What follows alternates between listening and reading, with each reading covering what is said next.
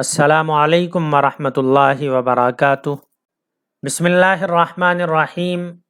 اما العدل فهو تغیر اللفظ من صیغته الاصلیۃ الى صیغة اخرى تحقیقا او تقدیرا، ولا يجتمع مع وزن الفعل اصلا ويجتمع مع العلمیۃ كعمر وزفر، ومع الوصف كثلاث ومثلث واخر وجمع۔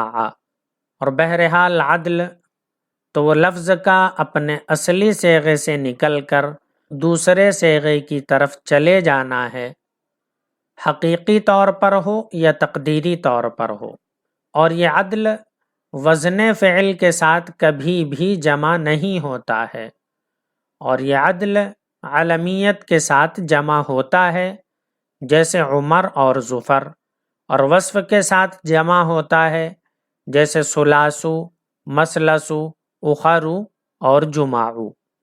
مصنف علیہ الرحمہ یہاں سے اسباب منع صرف جو 9 اسباب ہیں ان کی تفصیل شروع کر رہے ہیں۔ تو سب سے پہلے مصنف عدل کو بیان کر رہے ہیں۔ عدل کے لغوی معنی بدلنے کے ہیں، تغیر کے ہیں۔ اصطلاح نحو میں عدل کہتے ہیں ایک لفظ کا اپنے اصلی صیغے سے نکل کر دوسرے صیغے میں منتقل ہو جانے کو۔ یہ عدل کبھی حقیقی طور پر واقع ہوگا، یعنی لفظ اپنے اصلی صیغے سے نکل کر دوسرے صیغے کی طرف چلا جائے گا، اور کبھی کبھی یہ تقدیراً ہوگا، یعنی حقیقتاً تو کوئی لفظ اپنے اصلی صیغے سے نکل کر دوسرے صیغے کی طرف نہیں گیا ہوگا، لیکن بس مان لیا جائے گا۔ یعنی ایک ہوتا ہے واقعتاً لفظ کا تغیر ہونا، اور ایک ہوتا ہے تغیر مان لینا، حقیقت میں تو تغیر نہیں ہوا ہے لیکن بس مان لیا گیا ہے، اسی کو عدل کہتے ہیں۔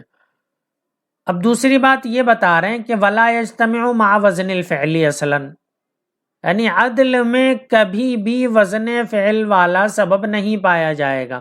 اسباب منع صرف یعنی غیر منصرف میں آپ نے یہ پڑھا تھا کہ وہ اسم غیر منصرف ہوگا جس میں اسباب منع صرف میں سے 2 سبب پائے جائیں، یا ایک ایسا سبب پایا جائے جو 2 سببوں کے قائم مقام ہو۔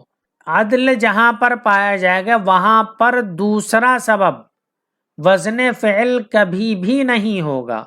وزن فعل کے علاوہ جو اور 7 اسباب بچتے ہیں، یعنی ایک تو خود عدل ہو گیا، دوسرا وزن فعل ہو گیا جو کبھی بھی عدل کے ساتھ نہیں پایا جائے گا، باقی بچتے ہیں 7۔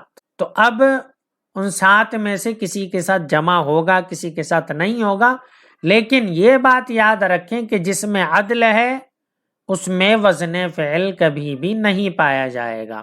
آگے بتا رہے ہیں وَيَجْتَمِعُ مَعَ الْعَلَمِيَّةِ، علم کے ساتھ عدل جمع ہو سکتا ہے۔ مثال دی ہے عمر اور زفر، یہ عدل ہے، ان میں عدل والا سبب پایا جا رہا ہے، اور ساتھ میں علمیت یعنی عمر کسی کا نام ہوتا ہے۔ وَمَعَ الْوَصْفِ، اور عدل وصف کے ساتھ بھی جمع ہو جاتا ہے، جیسے ثلاثو، مثلثو، اخرو، جمعو۔ تو ان کے اندر وصفیت کا معنی بھی پایا جاتا ہے، اور یہ عدل بھی ہیں، یعنی دوسرے صیغے سے منتقل ہو کر آئے ہیں، اور ان میں صفت والا معنی پایا جاتا ہے۔ امید ہے آپ لوگوں کی سمجھ میں آ گیا ہوگا۔ باقی کے اسباب انشاءاللہ اگلے سبق میں بیان کیے جائیں گے۔ تب تک کے لیے میں رخصت چاہتا ہوں۔ السلام علیکم ورحمۃ اللہ وبرکاتہ۔